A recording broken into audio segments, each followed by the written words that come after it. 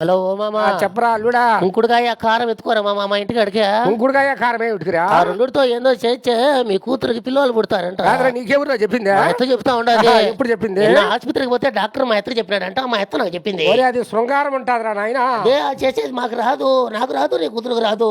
మా ఎత్తన్నా వచ్చి చెప్పమను. కాదురా శృంగారం ఒకరు చెప్తే చేసేది కదరా స్వామి, నువ్వు ఇచ్చగా నువ్వే చేయాలా? ఇంట్లో ధనాల పొడి, కారం పొడి, ఉప్పు కూడా లేదు స్వామి.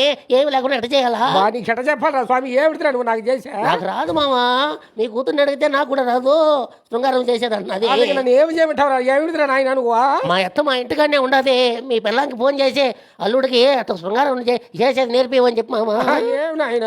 శృంగారం చేస్తేనే పిల్లలు పుడతారంట. నాకు రాదు. లేదు నాయన, ఏడ్చుకోకు నాయనా. అందుకని నువ్వు ఇంటికి వచ్చి మా అత్త నువ్వు పొయ్యి కాడ కూర్చొని శృంగారం చేస్తా. అవునండి, నేను నా పిల్లం శృంగారం నేర్చుకుంటాం మామా. నాయన అది పొయ్యి కాడు కూర్చొని చేసుకునేది కదరా నాయన శృంగారం అంటే. అట్లయితే పక్కింట్లో కాంతం ఇంట్లో గ్యాస్ ఉన్నది, గ్యాస్ కాడికి పోయి చేసుకుందాము.